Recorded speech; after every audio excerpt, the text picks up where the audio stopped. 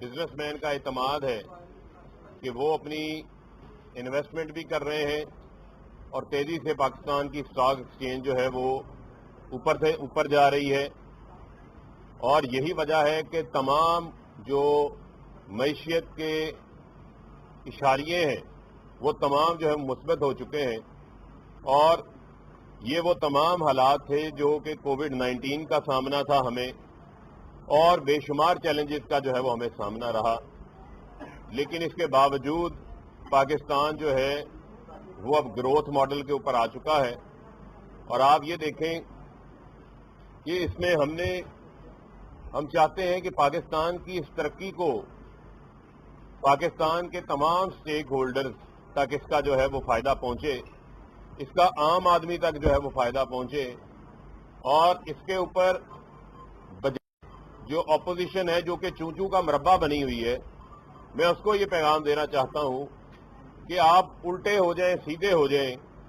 ये वो काम है जो सारी दुनिया को नजर आ रहे हैं कि एक्सपोर्ट में 13% इजाफा हो चुका है, लार्ज स्केल मैन्युफैक्चरिंग में 9% इजाफा हो चुका है, सीमेंट की सेल्स में 40% इजाफा, गाड़ियों की सेल में 54% इजाफा, मोटरसाइकिलों की सेल में तारीखी इजाफा, किसान की जो पैदावार है उसको एग्रीकल्चर के अंदर उसकी पैदावार में इजाफा, 1100 अरब रुपया किसान को इजाफी मिला, 500 अरब रुपया गंदम के किसान को इजाफी मिला। अगर नजर नहीं आ रहा तो नजर जो है वो पर्ची चेयरमैन बिलावल को नहीं आ रहा। बिलावल को मैं ये पैगाम देना चाहता हूं कि जितना जोर इधर उधर के कामों पे लगाते हैं उतना जोर जो है वो सिंध को ठीक करने के ऊपर लगाएं। पिछले 2 साल में 1600 से 1800 अरब रुपया इनको एनएफसी के नाम के ऊपर मिला है जो कि सिंध के लोगों के ऊपर खर्च होना था। क्या वहां पर आज अस्पताल ठीक हो चुके हैं? क्या वहां पर जो बच्चों की स्टंटिंग ग्रोथ है, जिन बच्चों को प्रॉपर बाकायदा खाने को खुराक नहीं मिलती, उनके जिस्म की नशोनुमा नहीं हो पाती, वहां पर कुत्ता काट जाए तो उसको काटने की उसकी वैक्सीन जो है वो रेबीज की मौजूद नहीं है इनके पास।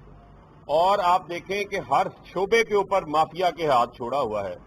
जो सर्वे आता है वहां पे पता चलता है कि सबसे ज्यादा महंगाई जो है वो सिंध के अंदर है, क्योंकि सूबाई हुकूमतों ने भी 18वीं तरमीम के बाद अपनी जिम्मेदारी लेनी है। पानी का मसला देख लें तो पानी के अंदर सखर बैराज से 16,000 क्यूसेक पानी छोड़ा जाता है जो कि कोटरी पे 16,000 जाना चाहिए, लेकिन 8,000 पहुंचता है। ये मैं नहीं कह रहा, ये फिगर्स बता रहे हैं। वो 8,000 जो रस्ते में बिलावल ने छोटे छोटे माफिया बनाए हुए हैं वो पानी काट के अपनी तरफ मोड़ लेते हैं। आज वहां पर जो सिंध का किसान है वो चावल की फसल लगाना चाहता है, जो लोअर सिंध के एरियाज हैं, बदीन के, ठट्ठा के, बाकी जगहों पर, वहां पर चावल की फसल काश्त नहीं कर पा रहा क्योंकि वहां हर जगह माफियाज बैठाए हुए हैं इन्होंने। और आप देखें कि उन माफियाज के खिलाफ को कार्रवाई करने को तैयार नहीं है। लिहाजा इनको उस तरफ तवज्जो देनी चाहिए, क्योंकि एक अदलिया ने कहा था सिंध लाड़काना की डेवलपमेंट के ऊपर कि डाइन भी जो है वो 100 घर छोड़ देती है। तो ये तो वहां भी चोर नगरी, अंधेर नगरी मचाई रखी इन्होंने। इनका जोर सवाए अयान अलियों के पैसा बाहर भजवाने के, ओमनी ग्रुपों की शुगर मिलें बढ़ाने के ऊपर, या जो है वो पापड़ वालों, फलूदे वालों के अकाउंट्स में करप्शन का पैसा जमा करवाने के अलावा इनको कोई काम नहीं है। ये कर्जों की इनको बड़ी फिक्र लगी हुई है।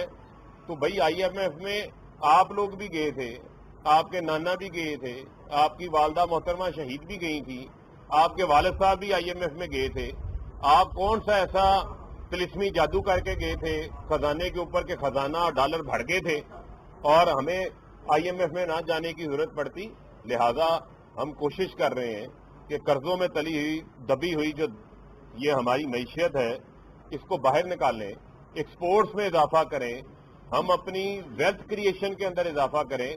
आज का वजीर आजम तो लूट मार की तरफ तवज्जो नहीं है उसकी, वो तो मुल्क को ठीक करने के ऊपर कोशिश कर रहा है। और कल आप देखें कि शहबाज शरीफ जो है वो फजल रहमान और बाकियों को, PDM को इकट्ठा करते फिर रहे हैं। और शहबाज शरीफ साहब पहले नून लीग को तो इकट्ठा कर लें, फिर बाकियों को इकट्ठा कर लीजिएगा।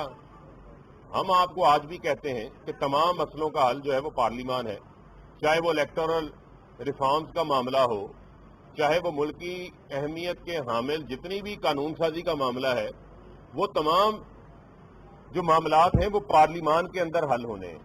لہذا پارلیمان کے اندر آپ اپنا مثبت کردار ادا کریں اور پاکستان کو اب آگے بڑھنے دیں. پاکستان اب ترقی کی ڈگر کے اوپر ہے. جو آپ نے یہاں پر $60 ارب کی امپورٹ چھوڑ کے گئے تھے, $19.2 ارب کا کرنٹ اکاؤنٹ ڈیفیسٹ چھوڑ کے گئے تھے, وہ تمام چیزوں سے اب پاکستان باہر نکل آیا ہے. اب ہم نے آگے بڑھنا ہے اور آگے کی طرف دیکھنا ہے.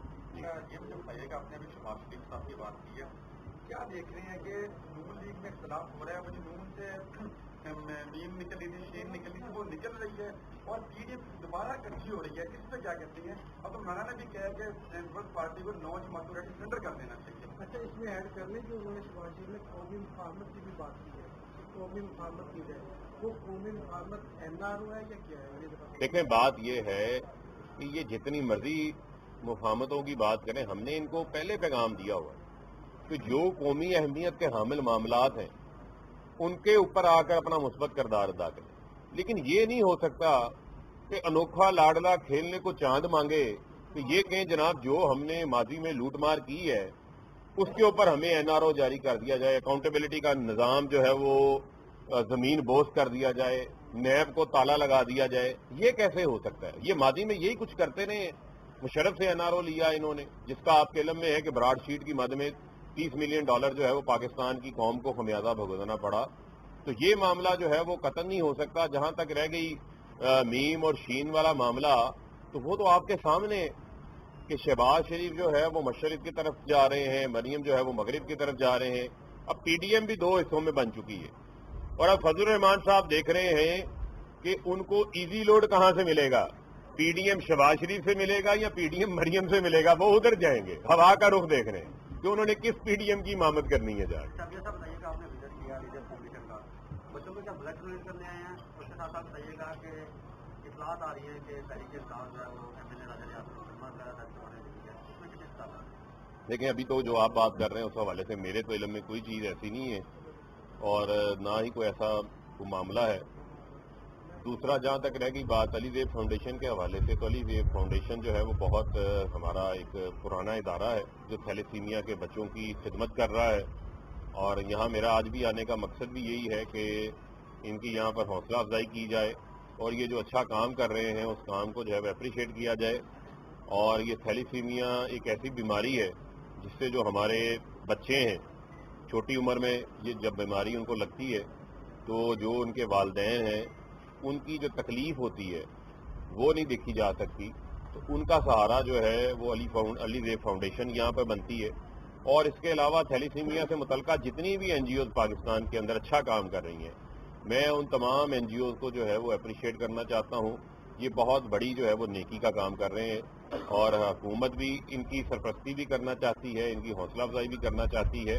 اور میں چاہتا ہوں کہ یہ اپنا یہی اچھا کام جو ہے وہ جاری رکھیں اور انسانیت کی خدمت کو آگے بڑھاتے رہیں. بہت شکریہ. ایک لاسٹ کوشچن بتا دیجیے کہ لاٹھی گینگ کے خلاف کارروائی ہو رہی ہے. ڈیرہ غازی خان ضلع پنجاب کے علاقہ ہے, 2.5 سال ہو چکے ہیں, کوئی کارروائی پہلے نہیں کی. جب ویڈیو گئی ہیں کیوں منسٹریٹ دیا گیا اور میڈیا رپورٹس کے بعد وہ سارے چور ڈاکو تو بھاگ گئے ہیں, تو اب کارروائی کس چیز؟ اویس, یہ آپ کا جو ڈی جی خان کا ہمارا علاقہ ہے, جس میں ہمارا فیصل آباد ہے یا باقی ایریاز ہیں, میدانی علاقے ڈفرینٹ ہیں.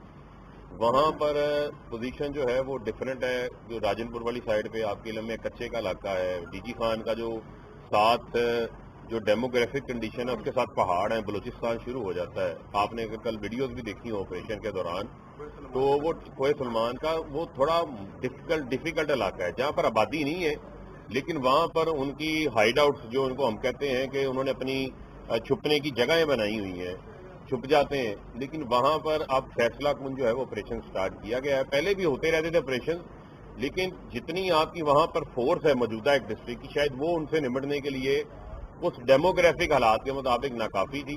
تو کل کمبائنڈ جو لا انفورسمنٹ ایجنسیز ہیں, جس میں رینجرز شامل ہے, پولیس شامل ہے, پیراملٹری فورسز شامل ہیں, وہ وہاں پر آپریشن کر رہے ہیں تاکہ ایک تو چور ڈکیتی کے ساتھ ساتھ ان کا جو طریقہ کار آپ نے دیکھا کہ وحشیانہ ظالمانہ, وہ کسی صورت پہ برداشت نہیں ہے. پرائم منسٹر صاحب نے اس کے اوپر نوٹس لیا ہے, آپریشن ہو رہا ہے और इनका जो है वो किला कमा करेंगे। इनकी सरकोबी भरपूर तरीके से हो रही है। सिंध ताउन कर रहा है क्योंकि ये बाकी सिंध चले जाते हैं दूसरी तरफ। देखिए सिंध में भी तो हुआ ना मामला, वीडियो सामने आई, आपके इल्म में है कि वहां पर कितनी बड़ी तादाद में जो है वो पुलिस वालों को शहीद कर दिया गया।